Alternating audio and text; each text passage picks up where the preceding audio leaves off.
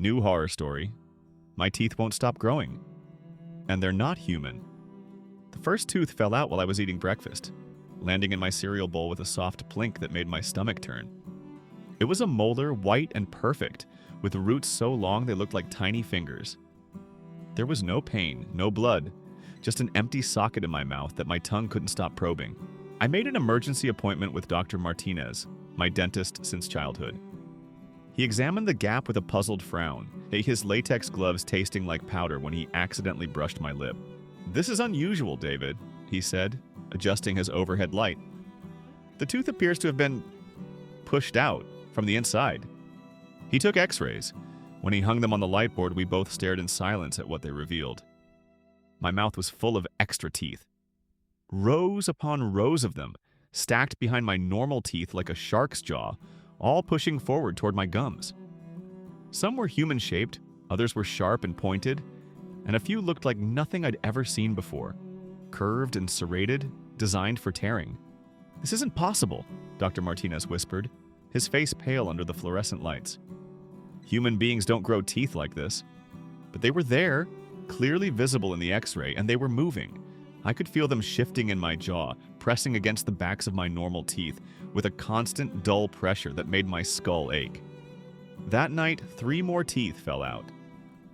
I found them scattered across my pillow like grotesque pearls, each one stranger than the last. One had multiple roots twisted together like DNA. Another was black as obsidian and sharp enough to cut paper. I stared at my reflection in the bathroom mirror, opening my mouth wide. In the gaps where my teeth had fallen out, I could see the tips of new ones emerging. White points pushing through my swollen gums like bone breaking through skin. They grew fast. By morning, my mouth was full again, but the new teeth were wrong.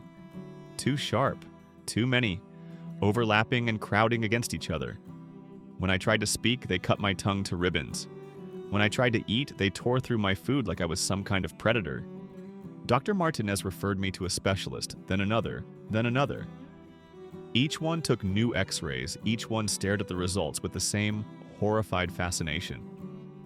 The teeth weren't just growing, they were replacing my entire jaw structure, changing the shape of my skull from the inside out. "We need to extract them," Dr. Morrison, the oral surgeon, finally said. "All of them, before they cause permanent damage." The surgery was scheduled for the following week, but the teeth had other plans. I woke up 3 nights before the operation with my mouth full of blood and fragments. But it wasn't my teeth that had fallen out this time. It was pieces of my normal human teeth, pushed out and shattered by the things growing behind them. In the bathroom mirror, I saw what I was becoming. My jaw had elongated, stretching my face into something that barely looked human. My new teeth were completely visible now, hundreds of them sharp and gleaming, arranged in concentric rows that went so far back into my throat I couldn't see where they ended. When I tried to call Dr. Morrison's office, the sounds that came out of my mouth weren't words anymore. They were clicks and hisses, the sounds a predator might make. That's when I found the journal hidden in my bedroom closet, written in my own handwriting but in a language I didn't recognize. The pages were filled with symbols that hurt to look at, diagrams of human anatomy marked with corrections, and detailed notes about something called emergence. The final entry was in English, dated 6 months ago. The host has served its purpose. Physical adaptation nearly complete. Original personality will be suppressed during final transition. Feeding instincts should manifest within 72 hours of dental maturation. Recommend avoiding contact with other humans until adaptation is complete. I didn't remember writing any of it. But I remembered the hunger that was growing inside me, sharp and insistent as my new teeth. I remembered the way my neighbors had started to smell, not like people, but like food. I remembered standing outside children's bedroom windows at night, listening to their heartbeats, calculating how easy their bones would be to crack. The surgery is tomorrow, but I don't think Dr. Morrison understands what he's dealing with. When he cuts into my jaw, he's going to find more than teeth. He's going to find the egg sacs that have been growing behind them, full of whatever I'm becoming. The hunger is getting stronger. My mouth is watering constantly now, thick saliva that burns like acid. And tonight, for the first time, I looked in the mirror and saw that my reflection was smiling. Not me, I wasn't smiling.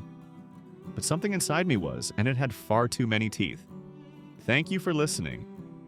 If you really like the story, please don't forget to hit the like button and subscribe for more daily horror stories.